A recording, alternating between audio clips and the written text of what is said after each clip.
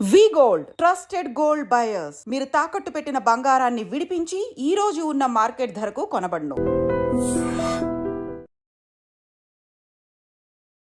Hi hello నమస్తే, welcome back to iDream media. ఈ రోజు మనతో ఉన్నారు స్టాక్ మార్కెట్ అనలిస్ట్ అయిన సుందరరామ్ రెడ్డి గారు. ముఖ్యంగా ఇండియాలో ఒక ఎస్యూవీ అంటే ఒక కార్ కొన్నప్పుడు మీరు పే చేసే ట్యాక్స్ ఎంత ఉంటుంది అనేది క్లుప్తంగా ఈరోజు ఎపిసోడ్లో తెలుసుకుందాం. హాయ్ సార్, ఇండియాలో కార్ ఉండాలనే ఈ కాన్సెప్ట్ కానీ ట్రెండ్ కానీ ఇప్పుడు బాగా మంచి ఫ్లోలో ఉందన్నమాట. సో ఇలాంటి టైంలో ఒక కార్ నేను ఒక ఎస్యూవీ కొంటున్నాను, ఒక 15 లక్షలు 20 లక్షలు పెట్టి అనుకుంటే దాని మీద నేను ఎంత ట్యాక్స్ కట్టాల్సి వస్తుంది?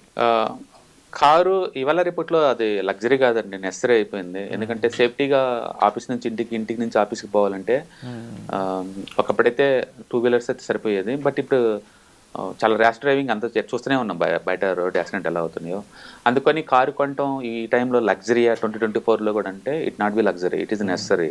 సేఫ్టీ కోసం ఒక ఫ్యామిలీ స్మూత్గా వెళ్ళాలన్నా, ఏదైనా బయట టూర్లకు వెళ్ళాలన్నా ఇట్స్ నెసరీ అనమాట ఇప్పుడు. అందుకని ఏసీలు, ఫ్రిడ్జ్లు, ఫ్యాన్లు, ఈ కార్లు, స్కూటీలు ఇవన్నీ నిజంగా లగ్జరీ వస్తువులు అంటే ఇప్పుడు లగ్జరీ కాదండి, అది బేసిక్ నీడ్స్ ఇప్పుడు మార్కెట్లో. అంటే మీరు ఏది కొన్నా సరే ట్యాక్సెస్ మ్యాండేటరీ, వాటిని గుర్తుపెట్టుకోండి. ఫర్ ఎగ్జాంపుల్ ఈ ఎగ్జాంపుల్లో మనం చూసుకున్నట్టు ఒక డీజిల్ మీరు ఎస్యూజెట్ కొన్నారనుకోండి, ఎక్స్యూవీ, అది మీరు ఆల్మోస్ట్ 14 లాక్ అవుతుంది. అది వాటికి ట్యాక్స్లు మనం చూసామనుకోండి, ఎస్జిఎస్టీ కానీ సిజిఎస్టీ కానీ అంటే చెస్ కానీ మొత్తం కలుపుకుంటే దగ్గర 7 లక్షలు అవుద్ది. 14 లక్షల కారు, అందులో సగం మళ్ళీ ఎక్స్ట్రా ట్యాక్స్ కట్టాలి నేను. ఇండియాలో మీరు ఏది కొన్నా 50% ట్యాక్స్ లాగా అవుతుంది.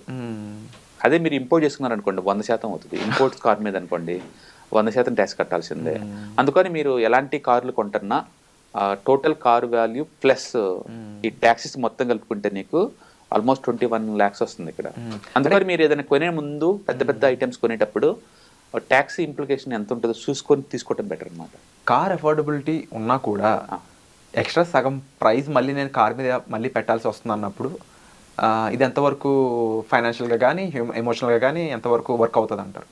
ప్రతిదీ మనం మనీ మ్యాటర్లో చూడలేము. చెప్పాను కదా, ఇప్పుడు నెసరీ అనుకోండి, మనం ఒక 100 కిలోమీటర్ల రోజు జర్నీ చేసి రావాలి అనుకున్నప్పుడు స్కూటీ మీద నువ్వు పోయి రాలేవు. 5 కిలోమీటర్లు అనుకుంటే ఓలా ఓబర్ ఉన్నాయి కాబట్టి నువ్వు వాడుకుంటావు. అందుకని ఓలా ఓబర్ ర్యాపిడో ఉన్న ఈ రోజుల్లో కూడా ఇంకా కారు కొంటున్నారు అంటే బహుశా వాళ్ళకి నెసరీ అయి ఉండొచ్చు.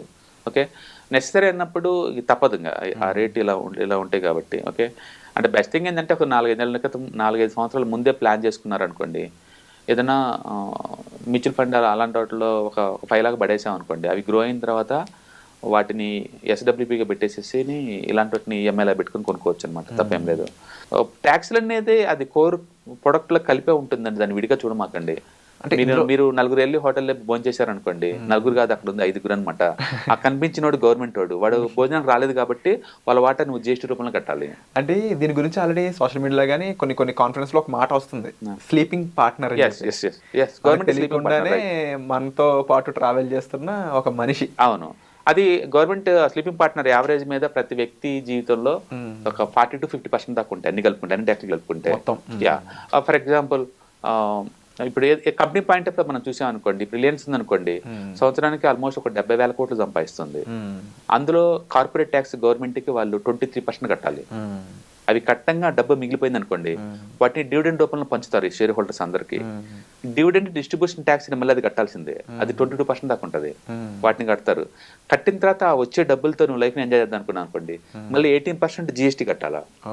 అంటే అక్కడ కంపెనీ వాళ్ళకి కార్పొరేట్ ట్యాక్స్ కడుతున్నారు, డివిడెండ్ వచ్చినందుకు నువ్వు ఇన్కమ్ డివిడెండ్ డిస్ట్రిబ్యూషన్ ట్యాక్స్ కడుతున్నావు, ప్లస్ ఆ వచ్చిన డబ్బులు నువ్వు ఏదైనా ఎంజాయ్ చేద్దాం అనుకుంటే మళ్ళీ జిఎస్టీ కట్టాల్సిందే. అందుకని డిఫరెంట్ స్టేజ్ల్లో ట్యాక్స్లు అనేది మామూలు విషయం అనమాట. నువ్వు వద్దనుకుంటే ఫైనాన్స్ కూర్చుండి అంతే. అందుకని ట్యాక్స్లు అనేది కోర్ కాన్సెప్ట్. ఈవెన్ హౌస్ కూడా ఒక 1 crore హౌస్ అనుకున్నాం అనుకోండి, పేరుకి అది 1 crore అండి, దాన్ని మెయింటెనెన్స్ అండ్ పార్కింగ్ ఫీజులు, అమ్యూనిటీస్ అని చెప్పేసి వాడు 10 రకాల అమ్యూనిటీస్ మొత్తం కలిపి ఒక ప్యాక్ లాగా 10 లక్షలు వేస్తాను మీద. ప్లస్ గవర్నమెంట్కి రిజిస్ట్రేషన్కి వెళ్తాం కాబట్టి అక్కడ ఒక 10 లక్షలు ఉంటుంది, 20 లక్షలు. ప్లస్ ఇంటీరియర్ డెకరేషన్ చేసుకోవాలి కాబట్టి వుడ్ వర్క్ ఏమి ఇవ్వరు కదా, దానికి 20 అవుద్ది. అంటే మీకు 40% దాకా అవుద్ది మళ్ళీ. అంటే ఒక 1 కోటి రూపాయలు ఇల్లు అని చెప్పాడంటే అవతల వాళ్ళు నీకు ఇంకో 40+ అవుద్ది నీకు గ్యారెంటెడ్గా. అలా చూసుకొని మీరు వెళ్ళాలి తప్ప నాకు ట్యాక్స్లు వద్దు అంటే కుదరదు అక్కడ. అవి దాంట్లో పార్ట్ అనమాట అవన్నీ. సో ప్రొడక్ట్ మీద ట్యాక్సేషన్ అనేది మనం తగ్గించలేని పరిస్థితి. అవి తగ్గించలేవు. నువ్వు వద్దనుకుంటే రెంట్ కొనండి అంతే. ఈ ఓలా ఓబర్ తీసుకోండి, కార్ వద్దా ఓలా ఓబర్లో తీసుకొని జర్నీ చేసుకోండి, ఇల్లు వద్దా రెంట్ తీసుకొని స్టే చేయండి, ఇంకా ఆప్షన్ లేదు ఇందులో. వాటికైతే ఈ ట్యాక్స్ కట్టే పని లేదు. అఫోర్డబిలిటీ పెంచుకోవడం ఎలా అంటే అంతే. నేను చెప్పాను కదా, మీరు ముందే ఒక 4-5 ఇయర్స్ ముందే ప్లాన్ చేసుకున్నాను అనుకో, కారు కొందామన్నా, ఒక ఇల్లు కొందామన్నా ఒక 10-15 ఇయర్స్ ముందే ప్లాన్ చేసుకోవడం ద్వారా మనం ఒక ఆర్గనైజ్ చేసుకోవచ్చు. నువ్వు అలా ఆర్గనైజ్ చేసుకున్నా సరే ఇన్కమ్ పెంచుకోవచ్చేమో కానీ ఈ ట్యాక్స్లు తప్పించుకోలేవు కదా. ట్యాక్స్ అనేది కట్టాల్సింది. అందుకని ప్లాన్డ్గా ఉండాలి అందుకనే లైఫ్లో ప్రతి స్టేజ్లో ప్రతి ఈవెంట్కి నువ్వు ముందే ప్లాన్ చేసుకోవాలా. 25 to 30 ఏజ్లో మ్యారేజ్ చేసుకుంటాం, సడన్గా వచ్చింది ఏం కాదు మ్యారేజ్. మ్యారేజ్ అయిన తర్వాత గోల్డ్ ఒక 5 lakhs, మ్యారేజ్కి ఎక్స్పెండిచర్ 10 lakhs 15 lakhs దాకా ఈజీగా అయిపోద్ది ఇవాళ రేపట్లో. నేను ప్లాన్ చేసుకోలేదంటే వర్కౌట్ అవ్వదు కదా, ప్లాన్ చేసుకోవాలి. తర్వాత ఒక 4-5 years కిడ్స్ వస్తారు, కిడ్స్కి ప్లాన్ చేసుకోవాలి, వాళ్ళ ఎడ్యుకేషన్కి హైయర్ ఎడ్యుకేషన్కి ప్లాన్ చేసుకోవాలి, ఒక ఇల్లు కొనడానికి ప్లాన్ చేసుకోవాలి, ఒక రిటైర్మెంట్కి ప్లాన్ చేసుకోవాలి. ప్రతిదీ ఫైనాన్షియల్ ప్లానింగ్ అయ్యి, అంటే మీరు ఏది కొన్నా సరే ఇట్స్ ప్లానింగ్ అనమాట. ఎవ్రీ మంత్ కూడా మీ డబ్బుల్ని బడ్జెట్లో లెక్కేసుకోవాలి ముందే, స్పెండ్ చేయకముందే.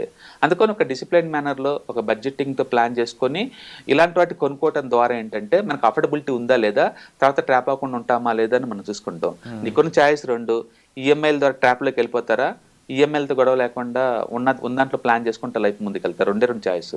ఇటు వెళ్తే ఈఎంఐ కట్టుకుంటే ట్రాప్లోకి వెళ్ళిపోతారు, మోర్ వాళ్ళు కట్టుకుంటూ పోవాలి.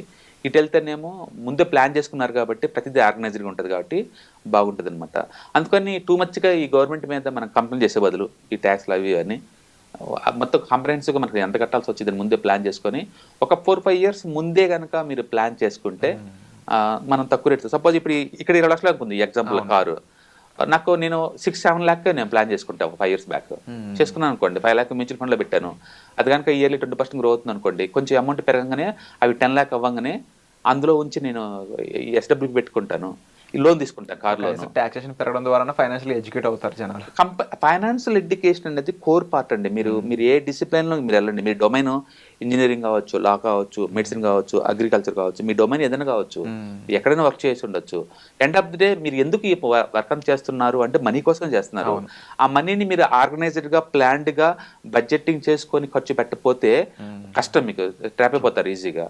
అందుకని హౌ టు నీడ్ ప్లానింగ్ అనమాట. ప్రాపర్ ప్లానింగ్ కావాలి, బడ్జెటింగ్ కావాలి, ఈ మనీ ఎక్కడెక్కడ పెడితే ఎలా జనరేట్ చేసేలో కావాలి, అంటే ప్యాసివ్ ఇన్కమ్ మన వర్క్ చేయని ఎలా జనరేట్ అవుద్ది ఐడియా ఉండాలి.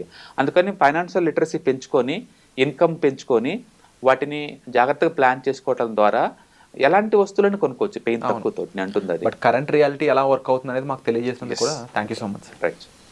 Yeah hi. ప్రస్తుతం ఉన్న ప్రపంచంలో ఫైనాన్షియల్ లిటరసీ అనేది ఎంత ఇంపార్టెంటో అందరికీ ఇప్పటికే అర్థమై ఉంటుందండి. సో స్టాక్ మార్కెట్కి వచ్చేసరికల్లా ఇది చాలా అప్ అండ్ డౌన్స్ అవుతూ ఉంటాయి. మార్కెట్ చాలా వాలటిలిటీ ఎక్కువ ఉంటుంది. వేరే అసెట్ క్లాస్తో పోల్చుకుంటే ఇక్కడ టూ మచ్ వాలటిలిటీ ఉంటుంది. సో దీన్ని ఎలా హ్యాండిల్ చేయాలి, and ETFs, index funds, mutual funds ద్వారా ఎలా మనీ మేక్ చేసుకోవచ్చు, ఇది టోటల్ మీకు ప్యాసివ్ ఇన్కమ్ లాగా as well as active income లాగా ఎలా ఉపయోగపడుతుందో ఈ ప్రోగ్రామ్ ద్వారా మీకు నేర్పడుతుంది. కాబట్టి ఇంట్రెస్ట్ ఉన్న పార్టిసిపెంట్స్ ఈ కింద రోల్ అవుతున్న నెంబర్కి పింగ్ చేసుకొని సీట్స్ బుక్ చేసుకోండి. Thank you.